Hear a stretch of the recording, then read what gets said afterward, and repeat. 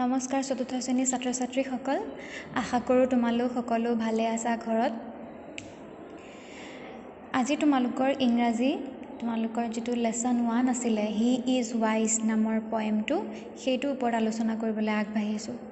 আমি যেহেতু স্কুলত ইতিমধ্যে গোটেই পয়েমটো ৰিডিং দিলো আৰু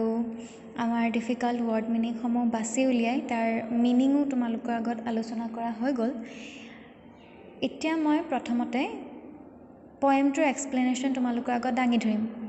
তোমালোকে কিতাপ উলিয়াই ল'বা আৰু লাইন বাই লাইন চাই যাবা হি ইজ ওয়াইজ ওয়াইজ শব্দটোৰ মিনিং কি বাৰু তোমালোকে নিশ্চয় বহিত লিখিছিলা মই তোমালোকক লিখাই দিছিলোঁ ওয়াইজ মানে হৈছে জ্ঞানী God had planned the world so nice I must thank him, he is so wise. He planned a sun and the planets around. Our earth is so lively, a second never found. He created the seas, the rivers and the lakes, forests, flowers and fruits. All we see are his make. With all of them and the air we breathe, the earth is ours, a beautiful place to live. গতিকে ইয়াত কি কৈছে he is wise মানে wise মানে জ্ঞানী he is wise গোটেই সেন্টেন্সটোৰ meaning হৈছে তেওঁ জ্ঞানী এতিয়া তেওঁ বুলি কাৰ কথা কৈছে সেইটো আমি পিছলৈ যেতিয়া লাহে লাহে কবিতাটো পঢ়ি যাম তেতিয়া আমি গম পাম যে হি বুলি কাৰ কথা কৈছে এতিয়া চোৱা God had planned the world so nice I must thank him he is so wise ইয়াতে তোমালোকে প্ল্যান শব্দটো পাইছা মই তোমালোকক লিখাই দিছিলোঁ যে প্ল্যান কৰা মানে হৈছে পৰিকল্পনা কৰা কিবা এটা কাম কৰাৰ আগতে আমি প্ল্যানিং কৰি লওঁ তাৰ মানে পৰিকল্পনাটো আগতীয়াকৈ কৰি লওঁ গতিকে ইয়াত কৈছে যে God has planned the world so nice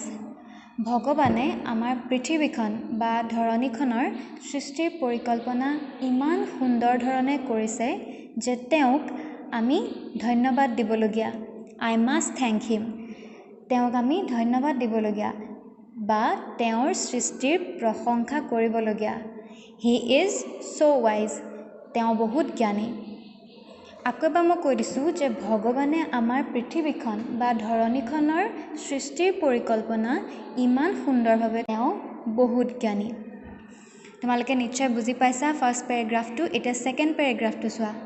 He planned a sun and the planets around our earth is so lively a second never found ইয়াৰ মই তোমালোকৰ ডিফিকাল্ট ওয়াৰ্ড যিকেইটা আছিলে তাৰ মিনিং কৈছিলোঁ প্ল্যান কৰা মানে কি কৰা আমি আগতে পালোঁ অনুকল্পনা কৰা পৰিকল্পনা কৰা প্লেনেটছ মানে হৈছে গ্ৰহ তোমালোকৰ নিশ্চয় বহিত আছে তোমালোকে কবিতাটো পঢ়োতে সেই ওয়াৰ্ড মিনিঙৰ বহিখন লগত উলিয়াই ল'বা তেতিয়া বস্তুখিনি তোমালোকে সোনকালে বুজি পাবা তাৰপিছত এৰাউণ্ড মানে চাৰিওফালে মই কৈছিলোঁ লিভলি মানে হৈছে থকাৰ উপযোগী বা বাস কৰিব পৰা আৰু ফাউণ্ড মানে হৈছে বিচাৰি উলিওৱা মই তোমালোকক কৈছিলোঁ এতিয়া এই পেৰাগ্ৰাফটোৱে কি কৈছে he planned a sun and the planets around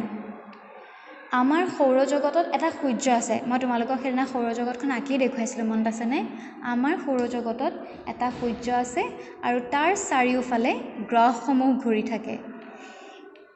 এই সকলোবোৰৰ পৰিকল্পনা তেওঁ কিমান সুন্দৰভাৱে কৰিছে ভাবাচোন যে সূৰ্যটোৰ মাজত থাকে গ্ৰহসমূহ তাৰ চাৰিওফালে ঘূৰি থাকে আৰু এই পৰিকল্পনাটো সদায় হৈ আছে কেতিয়াও নোৰোৱাকৈ হৈ আছে গতিকে ইমান ধুনীয়া পৰিকল্পনা তেওঁ কৰিছে তেওঁ মানে কোনে কৰিছে ভগৱানে কৰিছে আমি প্ৰথমতে পাইছোঁ এতিয়া হি মানে কোন আমি গম পালোঁ যে ভগৱান গড এতিয়া চোৱা তাৰ পাছত কৈছে যে our earth is so' lively a second never found মানে ইমানখিনি গ্ৰহ সূৰ্যৰ চাৰিওফালে ঘূৰি আছে কিন্তু এই আটাইবোৰ গ্ৰহৰ মাজত আমি বাস কৰা গ্ৰহ যাৰ নাম হৈছে পৃথিৱীখনহে এনে এটা গ্ৰহ য'ত মানুহ থাকিব পাৰে যিটো গ্ৰহ মানুহ থকাৰ উপযোগী এ ছেকেণ্ড নেভাৰ ফাউণ্ড পৃথিৱীখনৰ কথা কৈছে যে দ্বিতীয় এখন পৃথিৱী আৰু ক'তো বিচাৰি পোৱা নাযায় কাৰণ আটাইবোৰ গ্ৰহৰ ভিতৰত আমি জানো মানুহ থাকে অকল পৃথিৱীত আৰু পৃথিৱীৰ নিচিনা দ্বিতীয় এটা গ্ৰহ ক'তো পোৱা নাযায় তাৰপিছত চোৱা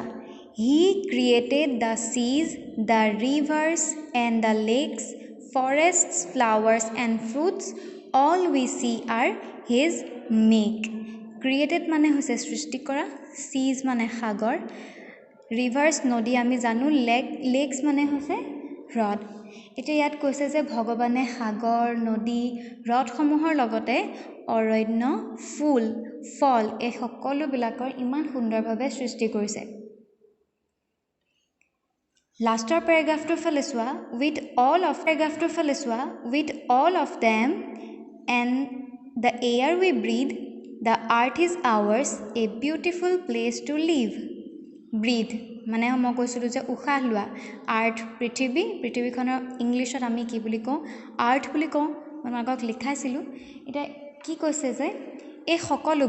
সকলোবোৰ মানে ফ্লাৱাৰ্ছ ৰিভাৰ্ছ লেকছ চিজ ফৰেষ্ট ফ্ৰুটছ এই সকলোবোৰ আৰু দ্য এয়াৰ উই ব্ৰিথ আমি উশাহত যি বায়ু লওঁ এই সকলোবোৰ আমি ক'ত পাওঁ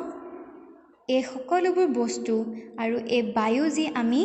উশাহত লৈ আছোঁ এই সকলোবোৰ আমি কেৱল পৃথিৱীতহে পাওঁ আৰু কৈছে যে মানুহ সুন্দৰকৈ অলপো কষ্ট নোহোৱাকৈ বাস কৰিব পৰা পৃথিৱীখন কাৰ আমাৰ নিজৰ পৃথিৱী এইখন দ্য আৰ্থ ইজ আৱাৰ্ছ মানে আমাৰ ইমান ধুনীয়া পৃথিৱীখন কাৰ বুলি কৈছে আমাৰ বুলি কৈছে a beautiful place to live থাকিব পৰা থকাৰ উপযোগী এখন সুন্দৰ ঠাই এই আমাৰ পৃথিৱীখন গতিকে এই গোটেই কবিতাটোৰ পৰা এই গোটেই পয়েমটোৰ পৰা আমি কি বুজিলোঁ যে আমি যিখন পৃথিৱীত বাস কৰি আছোঁ সেই পৃথিৱীখন আমাৰ আৰু এইটো আমাৰেই দায়িত্ব যে আমি পৃথিৱীখন ভালকৈ ৰাখিব লাগে ছাত্ৰ ছাত্ৰীসকল মই আশা কৰিছোঁ তোমালোকে গোটেই পয়েমটো বুজি পালা তোমালোকে এবাৰ ঘৰত পয়েমটো পঢ়িবা অসমীয়া মিনিংখিনি নিজে এবাৰ পঢ়ি চাবা মই কোৱাখিনি মনত পেলাই পঢ়িবা আৰু পঢ়াৰ সময়ত তোমালোকে মই লিখাই দিয়া ৱৰ্ড মিনিঙৰ বহীখন লগত লৈ পঢ়িবা তেতিয়া তোমালোকে বুজাত সুবিধা হ'ব ঠিক আছে তেন্তে আজি ইমানতে সামৰিছোঁ ধন্যবাদ